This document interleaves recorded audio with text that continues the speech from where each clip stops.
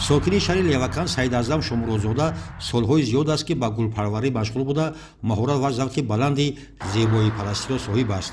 او همراهی برادرانش خوجگی دیگخانی عبدالکریم را تأسیس داده در آن به نهالپروری و گلپروری مشغولند. فعالیت نهالپروری را از سالهای 90 آغاز نموده رو به عالم زیبایی پرستی آورده نوهای گوناگون گلهای آرایشی و نهالهای میوه‌دهنده را پرورش می‌نمایند. توسط شبکه‌های اجتماعی با گلپروران خارج کشور در همکاری قرار داشته تخم گل‌های گوناگون رنگ را در اساس نموده پرورش می‌نماید. حاضر در خوجگی نهالهای میوه‌دهنده زردالو یک چند نمود، شفتالو چند نمود، خرما، گیلاس، توت، بادام، چهارمغز، تمام نمودهای میوه‌دهنده هست. ما داریم اینها همش صفت‌های علاقتی پیوندی.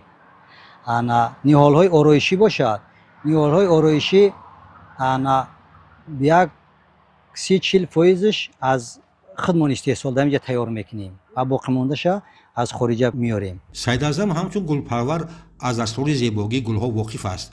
طوری که او میگوید به این عالم زیبایی کسی وارد میشود که قلبی بزرگ نگاهی گرم به زندگی و فردای درخشان وطن دارد. مورد به ذکر است که در محیط عائله خرد و بزرگ همه دوستداران هنر گلپروری اند. با راهنمایی و توصیه پدر و متخصصان ساحه نوهای گوناگون پیوند نمودن گلها و نهالهای میوه‌دهنده را از خود نموده امروز در قطعه زمینی در اختیار داشته که این زمان صدها نوع گلهای زیبا و دیدنی پرورش می‌یابند از اصول پیوند وسیع استفاده می‌برد. پسرها، نبیره‌ها، کلنا همه قطعه علیحده دارن، شما گرمخانه دارن، در همون فعالیت میکنن، میشنونن، تیار میکنن. کی که به این کار شغل کنه عیودش میبره، اون مشکلات نداره. اما کمتر تخشه پیدا میکنن میکاره، تخیلی برگشت برگشت میگیره قطعه مخصوصی داکی پلانکا کیده یا تیاتش شنوندن میگم گوشکش میقفه شنوندن میگیره دیگه گپی نیست.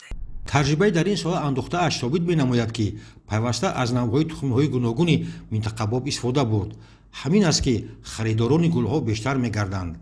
از روی مشاهده‌ها در گرمخانه دائم عمل کننده و قطعه‌ای در اختیار داشته از تخم‌های گل‌های پرورده اش این عمل را تجربه نموده است. خریدارای ما تمام همین 25 شهر ناحیه دیگه شهر ناحیه‌ای که مثلا ولایت سوق چندین مراتب آمده بردن شهر دوشنبه میبرن ای شهر 25 شهر ناحیه ما خریداری میکنن. وقتی که خریداری میکنن ما توصیه میتیم که چخل ویتامین استفاده برن. یک گلده چقدر دارو دادن در کره، مثال چند آب دادن در کره، بس این سال بعد قد و بستی درخت کلان میده بدنش ما توصیه میتیم که چخل استفاده برن. در حدود جامعه گلستان شهر لیوکان این اویله را همچون گلپرور و آبادکار میشناسند.